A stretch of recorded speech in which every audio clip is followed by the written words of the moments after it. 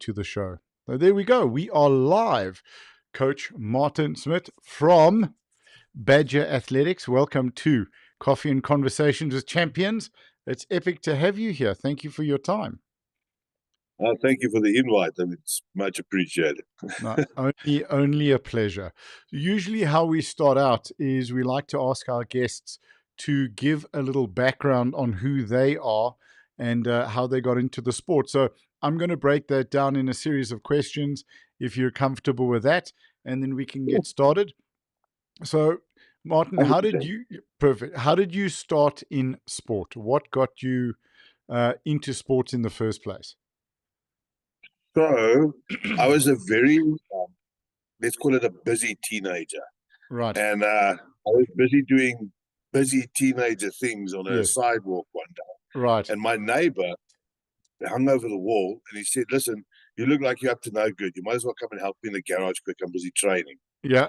And I went and I stood there and I didn't know what to do. I'm just kind of standing there.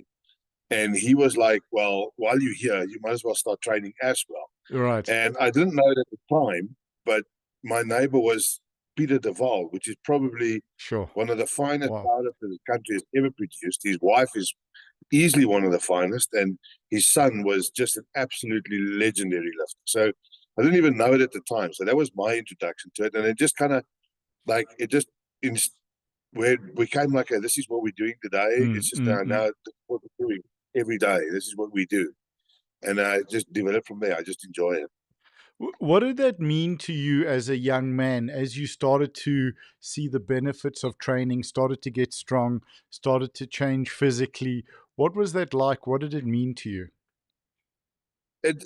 Peter Duval his method of coaching or whatever, there's something that I take to my own lifters as well, in that he was a very abrupt human being in his method of coaching. And I don't mean it in any kind of a bad way or whatever. So what he would do is that everything you do must be able to can equate to everything else that you do in your life. Right. So love that. Sure. When I started training, it first started giving me a lot of direction because my father had passed like 2 or 3 years prior. So you feel a little bit lost there. And I just started a trade and stuff like that. Now you want to be the best at everything you do, not just your training. You want to do everything really, really well. So, yeah, do you always get it right? Obviously not, but you want to try at least.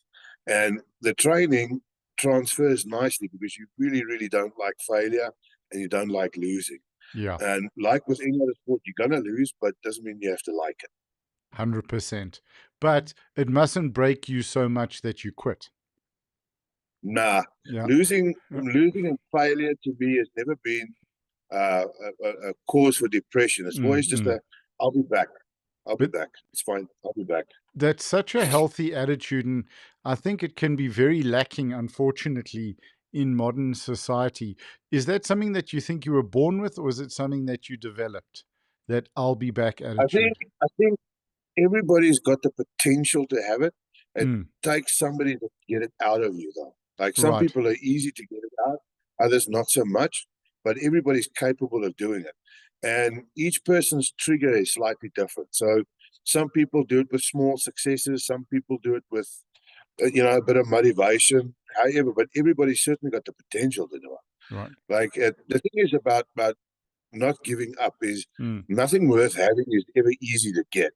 And that is not easy to get, but it's definitely worth it. So phenomenal. Yep. I think always what is easy is not as valued as what is difficult in life. Not at all. Yeah. I have to ask you, you mentioned you did a trade. And the funny thing is I was having a chat with an electrician who was moving a cable for a fan at our gym. And I was chatting with the building manager was there because they did a terrible job.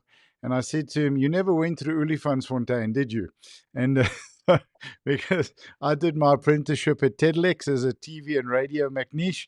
And so, yep, drilled into, where you're when they're rubbing the PC board on the woolly jersey and nothing's got a catch, and that old standard. So I have to ask you, what trade? Because it's good to see you laughing.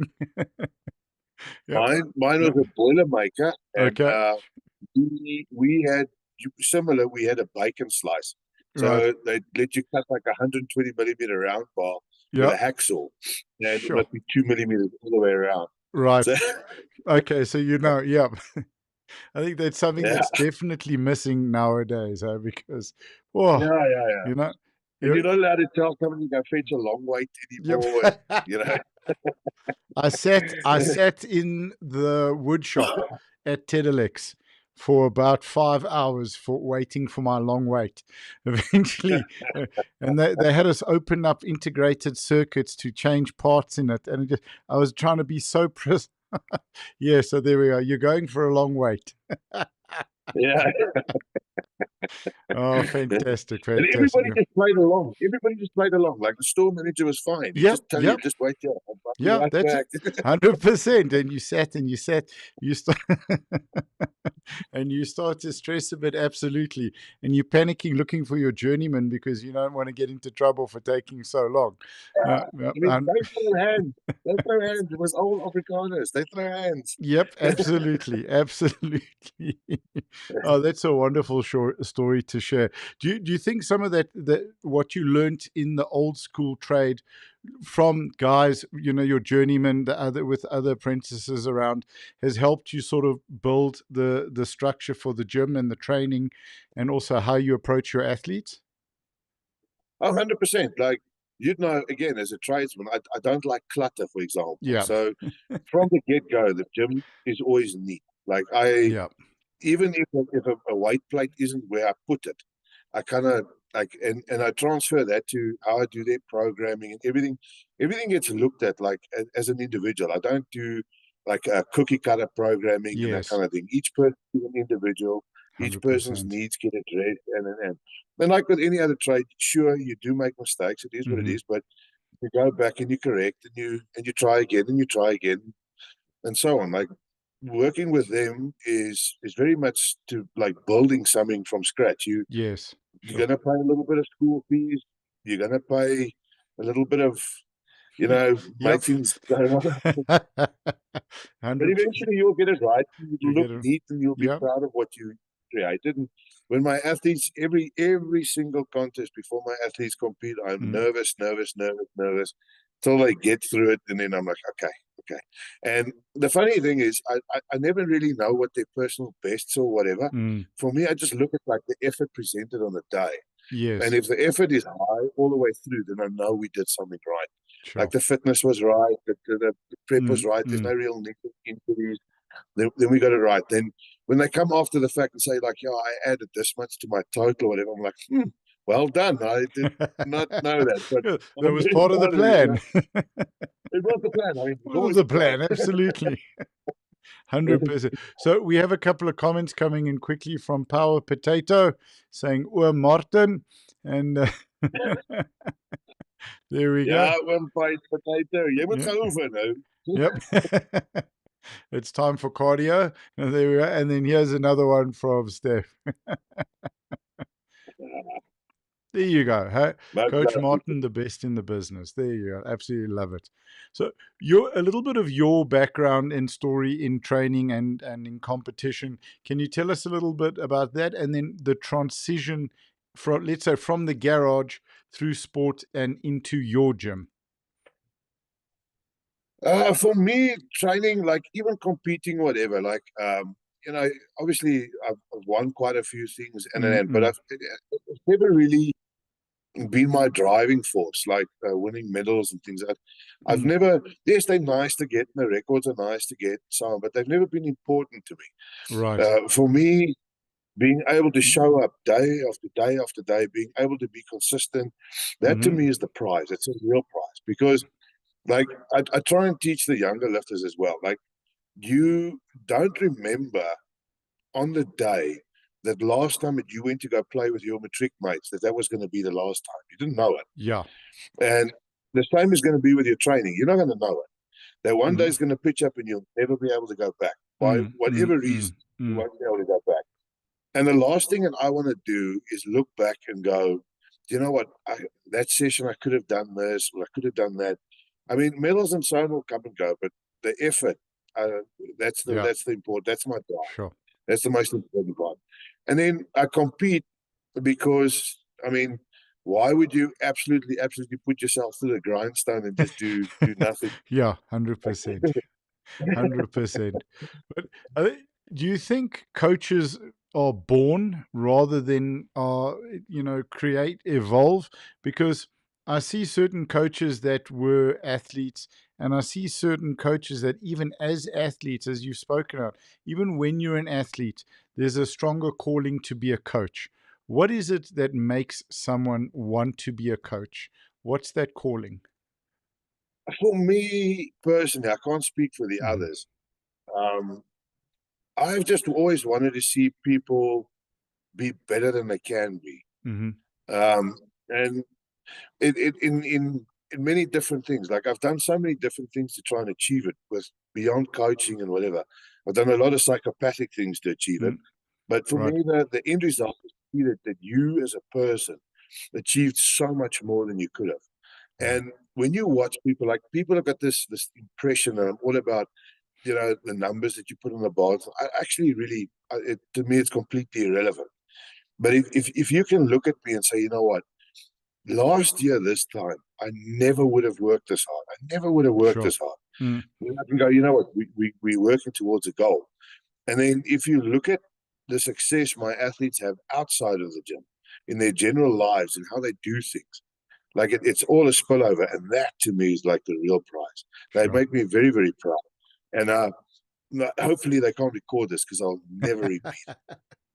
All right, coming close, it's just between us. Yeah.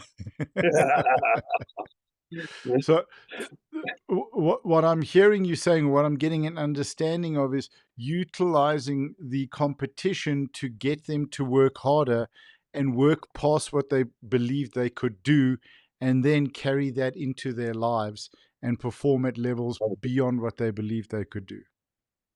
100%. Like Sure. your training life, whether you're doing gymnastics, cycling, whatever, if it doesn't become an extension of the person you are, then you're doing it wrong. Right. So whatever sport you decide you do, whatever training you decide to do, it's got to spill over to everything else that you do. So if you're going to train really, really hard to be a great cyclist, then work really, really hard to be the best electrician, the best programmer, whatever. Like, can you achieve that? Probably not, because there's some really good programmers out there. But you can certainly be the best you can be. So 100%. that's my vision. Yeah. And it's so nice. We're having such a serious conversation, and then a comment comes in from Villy BTB. Isn't Martin too old to still Billy, be competing? I'm too old to compete, but I'm not too old to drive to your house. There we go. Ek bly jy luister, Willie. Yeah. You must listen now. Absolutely. Oh, phenomenal. So tell us about Badger Athletic, what got it started, and then what got you involved, and what you're doing with it, and where you want to take it. Badger Athletic is actually kind of it became almost a necessity before it became something completely different. It's evolved quite a bit. So initially, when COVID hit, I was working for myself at the time. And I ended up spending, with the lockdown or whatever, I ended up spending all my savings and everything to just try and keep my staff afloat. And the lockdown just kept going and going. And eventually there was just nothing left. There was nothing left. And everything, like the most depressing thing is, watching, like the bank come and fetch your things and that kind of thing. It's kind of, and then a friend of mine said, you know what, why don't you try the coaching thing? I'm like, have you met me? I'm not exactly the nicest people's person there is. You know what I mean? Like, my lifters might dispute that because I'd be listening, but I'm not exactly the person. And he said, but you've got all this knowledge. You might as well, do something with it. I thought, let me give it a go. And when it started really escalating, I actually kind of found that I enjoyed the coaching part so much more than the competing part. Sure. And it just kind of developed. And then I got to a point, I got a very good job again. So the income from Badger became irrelevant. Right. And then I thought, well, I want to build, for lack of a better word, a stable for athletes to be the best that they can be. Never to be the goal is never like one track ride that you must be the best in the world the whole trip. You must just pitch up and want to work. Like if that is what you want to do, then I can help you. And so far so good. I've got a camp of athletes that you often hear like that what the hardest work in the room or whatever. I don't subscribe to that because there's a lot of people that train hard. But my athletes, they can work. I'll give them that. Can you tell us a little bit more about the team? And all a bunch of savages must suck. The team itself, in what respect? So sort of anyone you want to mention or talk about, anyone that's really stood out for you. I know it's a very difficult question to ask because I'm not asking to pick favorites. Maybe you can tell us though who drives you mad the most. Well, look, they all have a very unique, special gift that I can treasure in each and every one of them. I think the lifter that makes me want to literally, I don't know, close my head in a fridge, but really, really firmly, and then perhaps lock the door and then push it down the stairs. Okay, would probably be Power Potato Armand. Because Guys, one moment, check, and funny you should mention, send help. What a coincidence. Yeah. Armand, and he's definitely a lot better now. I'm going to speak a little bit outside the camp. When he started training, he had like ups and downs. Like when he's on fire, he's on fire. But when he's down, he is down. And it's like really depressing just to watch him work. And I got to a point, and if you post that screenshot, I will be very upset. I used eloquent language to educate him to train slightly harder. And his effort is now reflective of the language that was used. Yes. Perfect. So we know sort of from what I've read and having chatted to Stefan a little bit earlier, there's powerlifting, there is strongman, but there are also other athletes that you coach.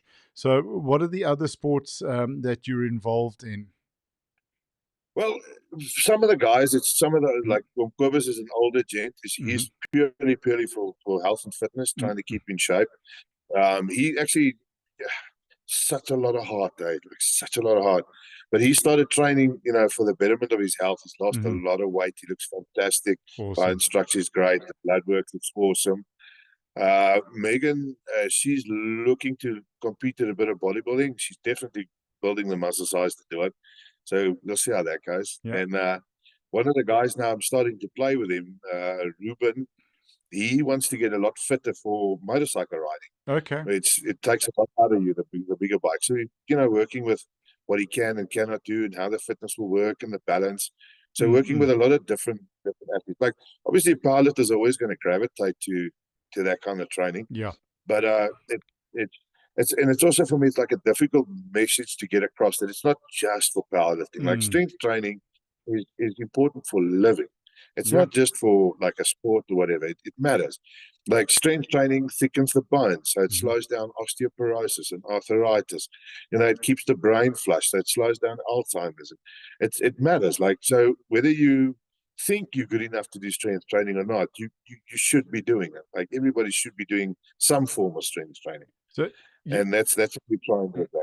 You basically answered the question really as to, well, you answered why I asked the question, because everybody should be in strength training, whether you're cricket or rugby or soccer or football, or as you just not wanting to get old, wanting to fight that battle to stay young and mobile for as long as you can. So the team really that you're building is for anyone to join, anyone looking to put the work in. Absolutely. Like, I even coach my mom. So, I mean, she's 76 and she still does a little bit of exercise. Obviously, age dependent. Right. More, stretching type training and a little bit of farmer's carry with water because it's like very unstable. So it makes her work harder with a lot less weight. But I mean, it's for everybody. It's for everybody. Awesome. Talking about competitions, we've got some stuff happening towards the end of the year, I believe. Can you tell us a little bit about that with some of the strongman stuff? you've got quite a mature, strong Yeah, show. Can't give Stefan a hard time now. He was such a good guest, so I can't. But yeah, yeah, well, Stefan so, is such a legend of a human yeah, being. Like, it's a really, really class guy. yeah. The end of the year is, obviously, if you does a bit of research, you can always say no and this and that and the other. But at the end of the year, there's a professional powerlifting contest being held here. It's in its design and setup, it's probably the first of its kind in the country. And I'm kind of hoping with enough support and whatever, we'll make it a permanent fixture, which will make it the first international permanent fixture in SA. So my reasoning behind that is that South Africans, especially with powerlifting, struggle to get overseas. It's really, really expensive. Yeah. And with the travel, and then you still got the prep and all the equipment that goes with it, it just costs a lot of money. So it's out of reach for many. If we've got an international contest based in South Africa, all of a sudden cuts the cost quite a bit, and people can start competing and competing towards something. And if you look at South African winning World's Strongest Man, South African world's biggest powerlifting title, South 1,200 African kilos. winning at MMA. Yeah. So, like we've literally got so much talent here. The problem is the guys don't have the money to compete at an international level. And that is what I'm trying to achieve. I want to open a platform for guys to be able to go do that. That's the idea. Because it's a great idea. And by the way, that just before I go to that, there's another comment here from Power Potato. I think he's going to win the award for the most comments, which is lovely. Keep them coming. Saying, stay healthy, work hard, rest well. The best lesson I'm still learning. He's a good potato. Yeah, I want to find out about the still learning part though, but we don't have to discuss that. Never too old to learn. Yeah, too old. Never too old. Never too old to learn. Absolutely, it's such a great idea to host internationals here because it's far more cost effective and valuable for international athletes to come to South Africa because of the exchange rate. You know, we got great steak. You know, we take them to Koperasi in Potchefstroom where they're paying 140 Rand for a kilo T-bone. It's $7. You don't even get a burger for that. You know, and these wonderful, wonderful things. Where did the idea for that competition come from? Well, we originally started years ago with the concept with Elite Raw. It's what Badger did with trying to start hosting, pro comp. Neither here nor there, it didn't really work out as planned. It would have been nice, but that was the idea. That was the original. And then one of our South African lifters, Nicolaas de Pre, he started competing at these ABS events, and he actually decided he wants to host one of these ABS contests in South Africa. Right. And he's thinking of what to do with the future of the sport is very in line with what I want to do. He's got a much bigger platform to do it with, much bigger following to do it with. So it is a little bit more in his favor. And but saying that, we're giving him 110% support, and I hope it's a real success. Because ideally, like I said, I want to keep it here. We give lifters that opportunity. Whether they take the opportunities, is that I can't do for you, but that you have the opportunity. There it is. So, go fetch. It's not only the lifters, and I think maybe people that aren't involved in strength sports and competing at international level. It's not just the lifters, it's the lifters' parents or the spouse or the kids or everyone that's involved with them. If it's in South Africa, they can attend the competition. When it's overseas, it's nearly impossible for South African lifters to afford to go, or athletes to afford to go on their own. They will have to do fundraisers and stuff to raise that fund, but then the family can't go. So having it here, you get the home ground advantage, but you get the family supporting you, and that's absolutely wonderful. Exactly that, and again, you get to showcase some of the talent that we do have. Absolutely. Like, there's lifters that out of the Eastern Cape, for example, that have very limited opportunity, that are actually world-class athletes, but they simply cannot afford to compete anywhere else except in the Eastern Cape. So to open up an avenue where you can say, you know what, I'm going to sponsor one of these guys for this year. It doesn't cost me all that much money. It's really not going to pay for like an open heart surgery or anything. Let me help this guy get to an international comp, let him just get noticed. Yeah. The moment there's eyes on this athlete, his doors are open. What he does with it from there is up to him. I mean, firstly, it's a very, very valuable thing to do and an amazing thing to do. And I was chatting also to Stefan a little bit earlier, and I asked him, and I'd like to ask you the same question. With the cost of being an athlete in South Africa, with the cost of traveling, how limited, I mean, how much has the world missed out on fantastic athletes, fantastic South African athletes, because they never had that opportunity to break through and to make it? And so many, yeah, so many. Like, I started competing in, call it, was 1994. Okay. Was one of my first comps, and I met lifters there that, if you speak to powerlifters today about some of these guys, they've never even heard of them. And these guys were absolutely mind-blowing athletes. They were really, really strong, but never know. And through the years, you've seen it many, many times. Like with, you go to like a small strongman show out in Hoedspruit. Yep. And a farmer just shows up and does like 3 of the events. Like, he has never been in the gym in his life, Yeah. Yep. Like the talent is so there. These guys are all there. There's just no real motivation to spend an enormous amount of money, and your end reward for the biggest comp of your year is a 50 Rand medal or whatever your prize is. Like ideally, you want to get noticed. You want to be recognized for your skill set. Otherwise, you're going to lose interest. It's just natural. Like soccer players and all, they all gravitate towards the FA and Italian Serie A and whatnot. Why can powerlifters and the like not gravitate to a similar thing? Yes, it's a new concept, it's a new sport, but there's no reason why not. Like, all it is really is a matter of time and exposure. And the moment you get a sport, any sport, it doesn't matter what it is, where kids are like, I want to do that. Like, the moment kids start saying things like that, then your sport is on its way to make a huge success. And so far, in my mind, I might be mistaken, but powerlifting's not quite there yet.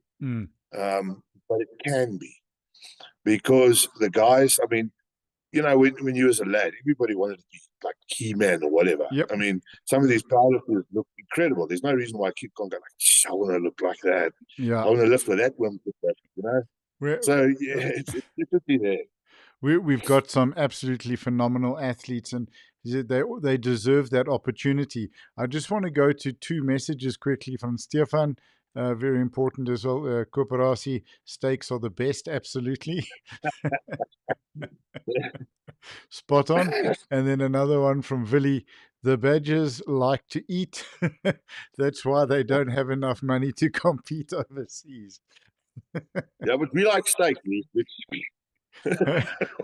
Yeah, that's it.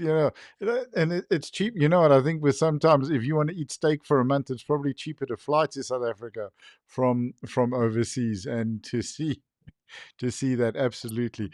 What I wanted to ask you as well. So, pardon? Come lift a bit and eat. Yeah, exactly. Lift and eat. I mean, what lift, eat, sleep? I mean, what more is there? That's it. I chatted to, and I mentioned it in the last podcast, I chatted to Coach Pieter van der Vyfacre from the Netherlands, the Dutch bench press team.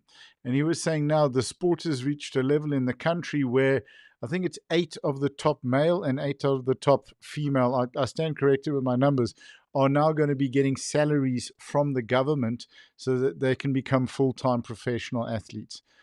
And if we can start to see that happen here, and it doesn't have to be 2,000 or 20,000 athletes, but the guys are performing, the guys are showing, because when you have the funding for the guys who are performing, you then get the funding for the development programs and the development projects to bring athletes up. And with, just as a simple thing, the average South African supports 8 people, 1 working South African. So you can imagine what a profound difference that can make. And that's why it's so important to get the athletes the exposure and the opportunity. So it's fantastic what you're doing. Definitely. Like I've got a plan for for Badger as we go. Like, Mm. the last year or so, spent an enormous amount of money buying equipment and so it hasn't been Yep.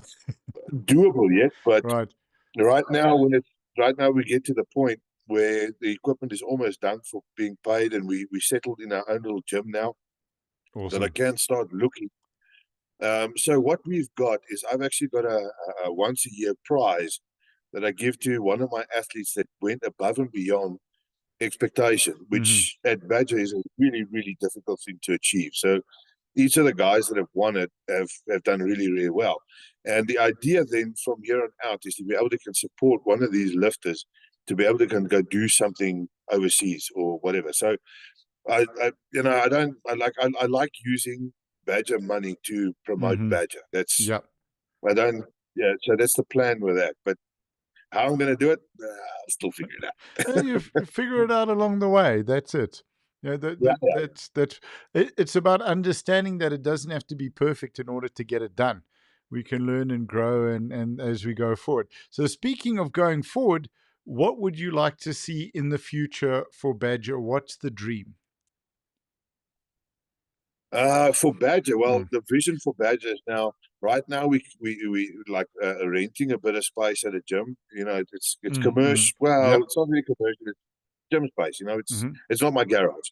Yeah. I want to move Badger to a building of their own. Ideally, I want to give my athletes a space and a little, a home of their own Mm-hmm. where they can go, and they can train at times that suits them. They can, train as they see fit when they want to do it. A space that is theirs. Yep. I also want to develop almost like a, how do you, like a, almost like a feeder school, as it Mm-hmm. were, for the ABS at the end of the year that religiously feed athletes to go compete at something like that, so that it stays relevant, it stays common, and it stays anybody can chase it. That's the general idea. Oh, At phenomenal. some point, data will be, the machine that it's supposed to be, You're right. and Yep. so far, they're a work in progress, but Oh, we're phenomenal. definitely getting. And from speaking just to one of your athletes, we can see, from speaking to Stefan and seeing the comments coming in as well, you're definitely moving in that direction because there's a lot of love and respect that I've gained from one conversation that your athletes have for you and for Badger as well. So, which is something that's great. It's really an amazing place that you're building. Yeah, I do try. Like, it's at the end of the day, it is my little family, and nobody at Badger is just a number that's Mm-hmm. just there. Each and every single person is an individual, and they've got individual issues. They've got their individual lives. Everybody's got their own thing, but I treat everybody as family, and everybody gets along with everybody. So I don't know, to actually watch these guys train together is always such a joy. Like, I've got a Awesome. chair, my Mm. director's chair, Yeah. and I can just park off the middle of the gym and I just watch them. And I'm going Yeah. like, Yeah. if anybody had to stand outside, they'd think that you guys absolutely hate each other, from the insult and the verbal abuse. Yeah. But the love here is just absolutely huge. It's fantastic. The spirit is great. Yeah. The vibe is always fantastic. A training session is always, always, always like absolutely Mm. down balls to the wall. It's just, they got an awesome attitude. I love all of them. Phenomenal. And yeah, if you're not giving one another a hard time and some good chirps, then there's love lacking. The chirps are an indication of the love and on a 1-to-1 ratio. I tell you what, Yeah. the birth child of that concept was Mm. actually one of my first athletes, was Hein. Mm-hmm. And when he started with me, we had the conversation of what his expectations are and that kind of thing. And he kind of mentioned, well, he mentioned straight up, he doesn't like it when people talk about his weight and so on. So I thought, okay, that's fantastic. And I Mm-hmm. spoke to a friend of mine, Dan, and I said, every time you speak to Hyde, make a fat joke, but really, you know, go fetch it. Yeah. And like for months, when this guy opens his mouth, he like make a chirp at his weight. Yeah. Because the idea was he's either gonna thrive and learn it's just words, they're Yep. only words, or he's not gonna make it, one of the Yeah. two. And when I look at the success that this lad has got in his life, like all around in his life. As a powerlifter, he's very difficult to beat. He's phenomenally strong lad. And his general sense of humor, his personality is always up there. It's fantastic. His home life is fantastic. He's just an all-around legendary human being. So, awesome. A couple of fat jokes did him good. where the culture becomes its own selection criteria. So, yeah. Yeah.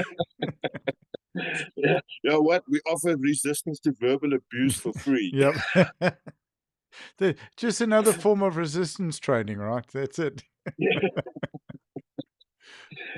What I wanted to ask you as a coach, and I think if we look at what young adults, particularly school kids, have been through in the last few years, particularly with the pandemic, being locked away, not able to socialize, we're seeing a lot of children coming out with social anxiety, with issues in terms of rather wanting to stay home in front of the computer or in front of a screen on their phones rather than interact one-on-one. How valuable, how important is a gym, a community like yours, an environment like yours that's not necessarily kind and gentle, because maybe they get too much of that from home, that that kids should be coming and spending time and joining the gym and training and getting a taste of what life is really like while being part of an amazing community? Look, there's so much that a child can take away from strength training, and I think, like, you hit it on the head. Like, life has changed so much that you're sheltering kids from a lot. And accountability is definitely one. Fear of failure, definitely another one. And then confidence are three things that children struggle with immensely. And strength training can tackle all of those at exactly the same time. Like, if you're not going to hold yourself accountable, you're not going to improve. It's very simple. If you keep training at your level best, you will fail. You will fail regularly. Okay? But when you succeed, it builds the confidence to carry on doing it.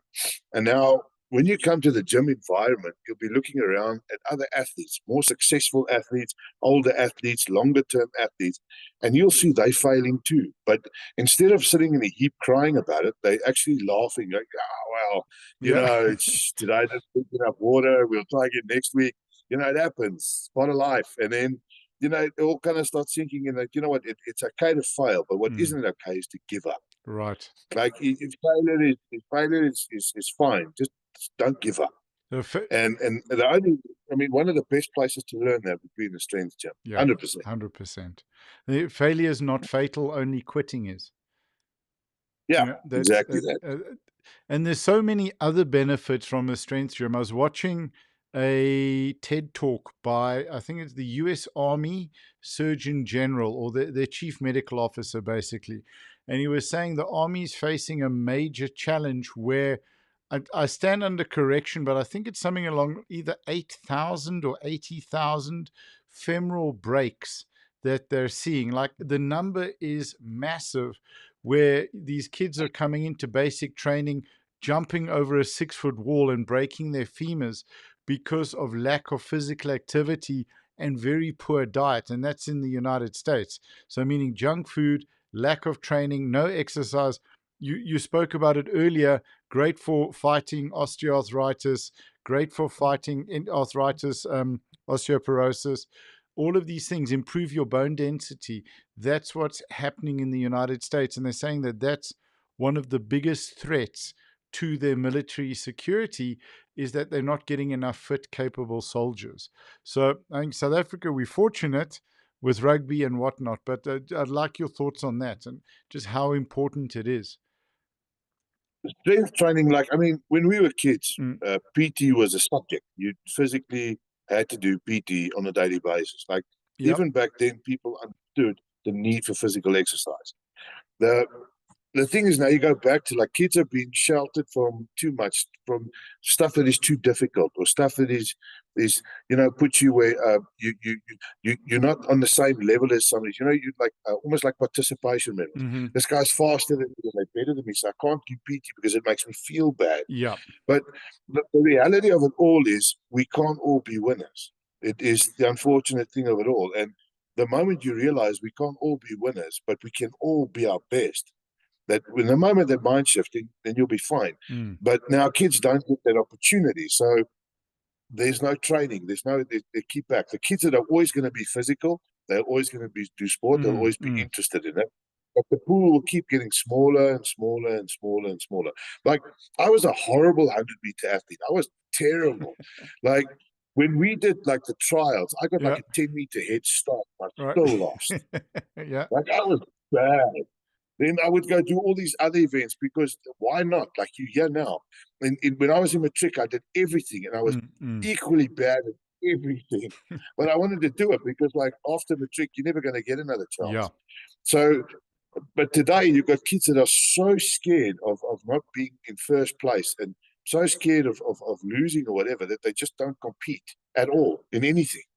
And then immediately the physicality goes out of it all, which is sad. So the strength gym is going to take that away because there's no real competition with anybody. Like, you're going to walk into a gym and you're going to find out like Stefan. You know, contest. You're a kid. There's no way you can compete with that. So immediately in your brain, you're like, one day, but not this day. And you will, but you can get Brian Shaw's autograph from him. Yeah, you can. I'll teach him how to sign with his left hand, and you can say it's Brian Shaw. 100%. That's such an important message, and I think it goes really to the root also, and this is probably a call out for the parents, that where you spoke about the kids who are sporty are always going to be sporty. I think, how valuable is it, and how many other sports can parents train and compete with their kids, go to the same competition, lift in the same competition? I think for me, that's one of the things that I love so much about powerlifting. I think it's in all strength sports. I'm sure it's very doable, from arm wrestling to strict arm curl to strongman. Well, I've literally got a mom-daughter athlete. Like, the mom started training with the daughter, so the daughter keeps training. Now the mom's competing too. Right. So awesome. So it does work. I mean, it definitely works. It's something fun to do, you know. Like, and at the end of the day, both get benefit out of it. Like, the daughter, Jadine, is an incredibly gifted little youngster. Like, that is a strong girl. But she's got the typical teenage, little bit of confidence here and there, goes a bit up and down, and the mom just kind of keeps it more focused. Right. So she's definitely going places, and they're both competing together and having a good time doing it. So absolutely, it does phenomenal. work. It absolutely works. I've got a couple of fun questions that I like to run past my guests. So from a coaching point of view, it's going to be a little bit different. But I think if we focus on strongman and powerlifting, if there's other sports you want to add to it, we can. So first question is, what do you love about strongman and what do you love about powerlifting? If there's another sport you want to add to that, we can definitely do that. Look, I love a lot of sports. I mean, I'm a big fan of sport in general. I obviously don't compete in many, but I do like sports, even from motorsports. I like sport. I like the competition of it all. Right. But we'll keep it relevant to what we've got. I like strongman because strongman is a very unique set of challenges fairly regularly. So, like, you can never be sure how this event is going to go and how this is going to work, what the implement's going to be like, that kind of thing. I mean, you can know beforehand what events you're going to get, but the implements will be different. Yes. So I think the physical speed and the size of the guys, along with that unknown element, makes strongman an incredibly interesting sport to watch. I'm fortunate that I'm not 6'11" and 200 kilograms, that I can do that, because I would have broken everybody in my body by now. I do enjoy watching it. Yeah. And powerlifting, I just love especially when athletes really start working, because I love the effort that it takes to be the best that you're going to be. Like, powerlifting as a sport is a very, very simple sport. There's nothing overly technical about it. And what makes powerlifting difficult is the effort with the timing. Now, when athletes get that right and the result shows for itself, it's a beautiful thing to watch. Sure. And then when you go to like contests where we had by the past weekend, where you've got kids that are a little bit from, backwards or wherever they be, and they lift these weights, and they're not really phenomenal weights, but it's weights that they train really, really hard to get. Yeah, sure. And they get it right. That absolute joy on that child's face. Like that's the spirit of competition right there. Sure. Like this, yeah. Yeah. And it's love that. And weightlifting, I love the attention to detail. Like weightlifting for me is probably the most technical sport of the sports I like. It's a very difficult sport. And to watch the really, really top guys get everything into the groove with a clean and jerk and a snatch is just, yeah, I can watch that all day long. I was born with 2 left feet and like 4 hands or whatever. The weightlifting was never going to be for me. But if I could wish that I was good at a sport, it would have probably been weightlifting. Yeah, I'm with you 100% on that. Just trying to learn the sequences just of the first pull, on a clean. It's too much. It's like dancing, and don't ask me to dance. So there we. And I'm also like a pig with socks on and an ice skate rink. I'm a terrible dancer. Exactly, spot on. you and me both, 100%. With regards to strongman and with powerlifting, just another fun question. What drives you mad about strongman? What drives you mad about powerlifting? I think the thing that gets me going with powerlifting for the most part is and it's not really a direct dig at anybody or whatever, but it's ego in general. I think, if you're in an opportunity, you're in a place where, yes, you're probably genetically superior to a lot of people, but there's no need to soapbox that. Like, be proud of your achievement. There's nothing wrong with it, but to walk in and with a whole Muhammad Ali go, like with everything you do, is for me is a little bit. The other thing that annoys me a little bit about powerlifting is when guys do it in a commercial gym. For the most part, people do, is that you expect the gym to kind of just train around you. Yeah. And it doesn't work that way. Like, everybody paid their gym fees, just like you did. Just because you compete in a sport, it doesn't make you special. There's people, every single person there, whether you agree with how they train or what they're doing or whatever, is there for a purpose. So your purpose is not more special than theirs. And, a little bit of tolerance goes a long way. And because I'm not a people's person, I don't train in a commercial gym. So I avoid being in a position where people are going to annoy me by not being there, because I annoy them too. So, one for the other. Is what it is. Can understand that as well completely, and it is a big it is a big thing. With you're making me think back to, I'm talking probably nearly 20 years ago, one of the Virgin Actives, with 2 guys that were benching. They were on the bench press, and I think there were 3 squat racks or 2 squat racks in the whole gym, and like 3 bench presses, and they had their towels, the towel on the bench press towel. And they took about 40 minutes to an hour because they were squatting, then benching, squatting and then benching, running between the two.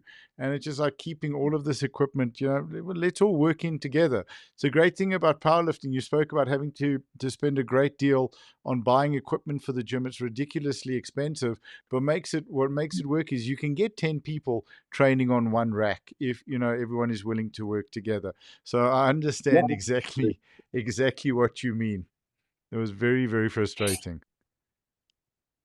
Yeah, and then, like, for strongman, what annoys me a little bit, and it's also not any dig against anybody, so because it's probably going to bite me later, but like, strongman is the one sport where you really shouldn't be having bodyweight classes. Like, strongman was always a sport, the biggest and the strongest oaks, and that's it. Like, when you start like working with 105s, and I understand everybody wants to compete and everybody wants to participate, but for me, it's just, the bigger, stronger guys. I'm not big enough or strong enough to play basketball or whatever. So do I get now a special league for everybody under 6 foot, or how does that work? Like, right. No, like, there's no league in the NBA for anybody under 6 foot. If you're not 6'8", you're not playing. It's simple. Yep. So I don't know. That does. I mean, I think it's petty probably, but I don't know. You know what? It's your opinion. It's your thoughts that you're sharing.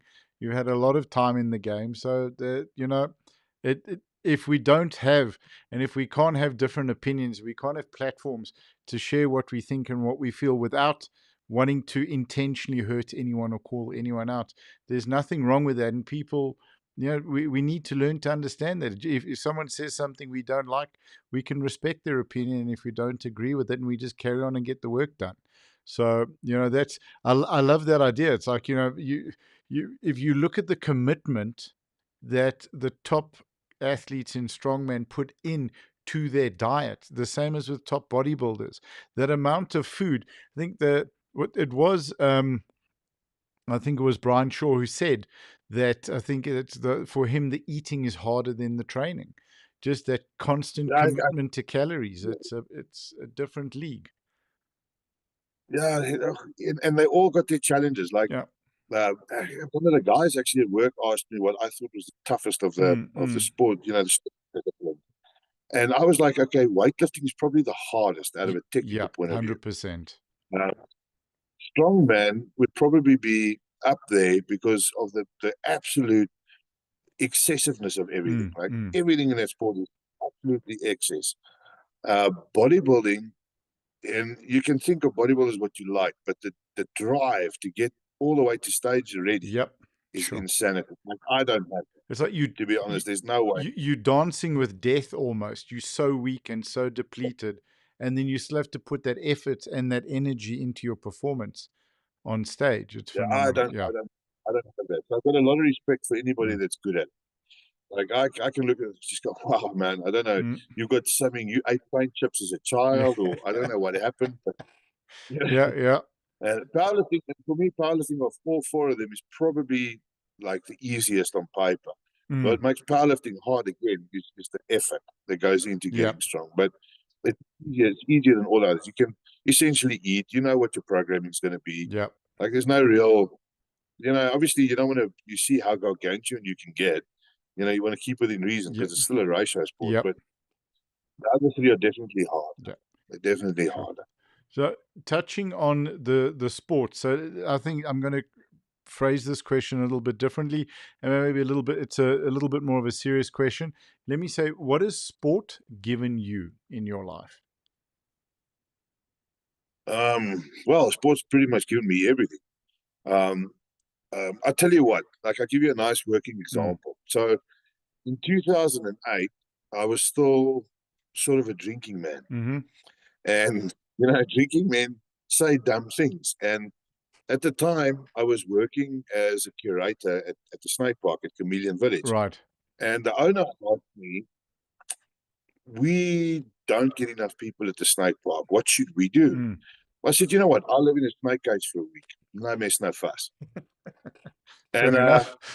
He was like, okay, that's a really good idea. That's a good idea. Now, go home, come back the next morning, no issues. I'm busy working with the animals outside. He says, you know what we should do?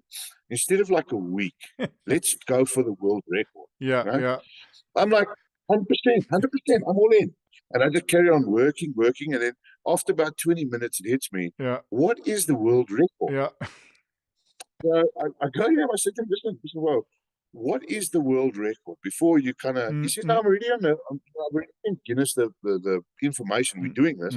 I asked him, okay, so what's the world record? He said, well, Austin Stevens sat in a snake cage for 107 days with 32 venomous snakes. I'm like, and we doing...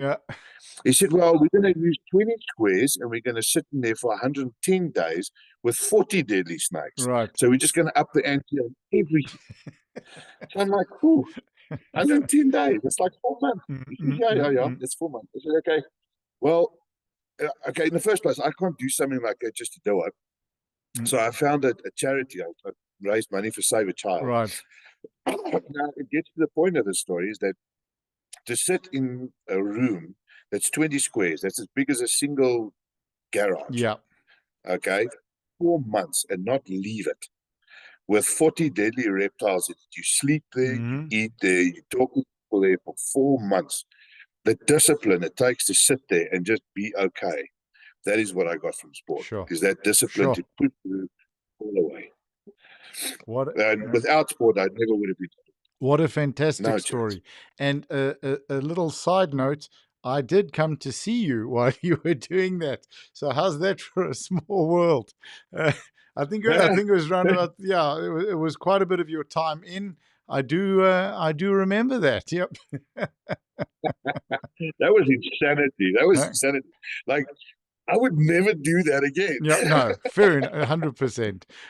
Unless someone suggested a big donation to a charity, but we're not going down this road. We're not getting the ball rolling here. We're going to leave it there. But it's such a, it's like powerlifting or any training. You break it down to the day. If you think about what you've got to do for 4 months. So I've been sober for 18 years. And at the end of it, thank you. At the end, I was putting away about 20 drafts a day. And again, it comes, if I had the moment I decided to get sober and I went into a program, if I would have thought about being sober for 18 years or even 1 year, I would have gone out of my mind. And just breaking it down to the day.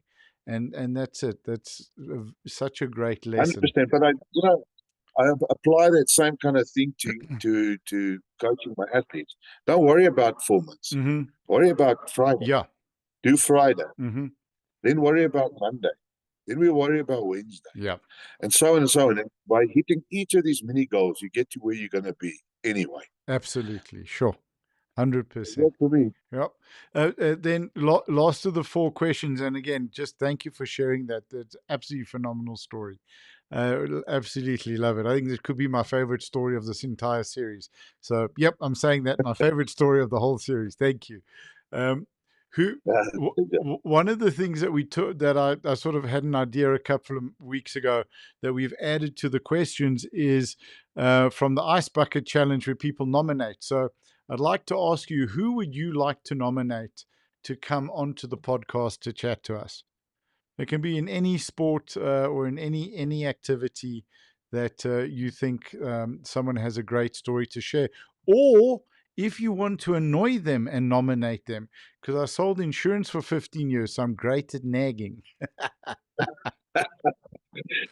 You know what? Actually, to be honest, he pokes a lot of fun at people, but I think a really, really good person to interview would be Willie. Okay, awesome. I think he's, when you like the kind of work he does for a living and the kind of passion he has for training and fitness and health and whatever, I think he'll be a very, very, very interesting person to talk to. Fantastic. I think one could have quite a show with it. Awesome. And it gives me time to comment and I'm going to say, I see here, Willie has left the room. No, I'm just kidding.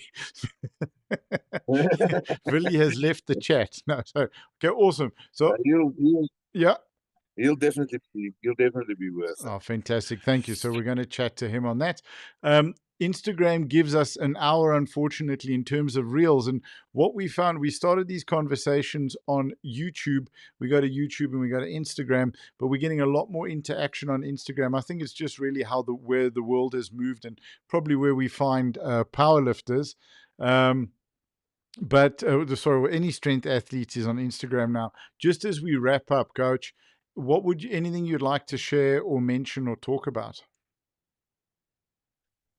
All I'd like to say is out of the sport point of view, forget about all the little nitty gritties and the ins and outs and just go and train and compete. Doesn't matter where you do it, what federation you do it with. Just go and train and compete and have fun. One day it's all over and you're going to look back and you're not even going to worry about all the little rubbish things. That's it. You're going to miss the train. So, such a great message. Literally just do it, right? Go and train, go and compete. It'll enhance your life in ways you can't even imagine. Yes. It's a simple thing. Awesome. So, really wanted to say thank you, Martin Smit, for your time. Greatly appreciate it. Thank you for making yourself available so quickly. I don't know if you got bullied into this by the guys at your gym, but no. No, not at all. They just are really nice. Okay, cool. Perfect. So I wanted to just say a big thank you and wanted to wish you as well all the very best with what you're building. Just want to wish you all the success in the world and the success not only in building what you're building, but success in the impact you're having in people's lives. And may they just be enhanced and grow from strength to strength. Thank you very, very much. I appreciate it. Really do. An absolute. And keep going with the sober thing, man. That's a hell of an achievement. Well done. Thank you. Listen, I was very fortunate with the company I worked for. They called me in, and so just before Power Potato says we don't do the bullying. I'm just going to put that on quickly because once we're going to lose Instagram in a little bit for the recording.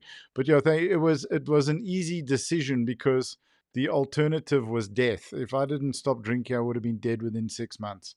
So that clarity, and exactly as you talking about, the gift I had was seeing the end. With our training and our competing, we don't know when the end is. So just keep doing it. Yes. Yeah, absolutely. Just keep going. It's been awesome to talk to you, Coach. Thank you for your time. And we're looking forward to chatting to you again soon. We want to hear a little bit more about as you progress with the competition and closer to the time once you have sort of dates and venues and stuff set up. We'd love to be able to chat to you again on the show. Fantastic, awesome. Fantastic. Cool. All the best. Thank you, Coach. Much love. Much love. Thank you, Coach. Take care. Thank you, ladies and gentlemen, for watching. Thank you for the comments, Coach, and thank you. All right. We'll chat to you soon. Take care. Cheers.